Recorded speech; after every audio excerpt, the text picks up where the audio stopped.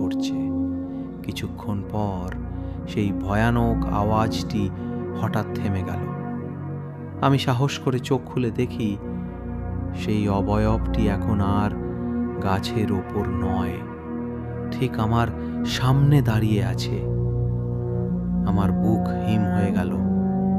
আমি আর নিজেকে সামলাতে পারলাম না, অজ্ঞান হয়ে মাটিতে পড়ে গেলাম। ভোর 4টায় আমার জ্ঞান ফিরে আসে।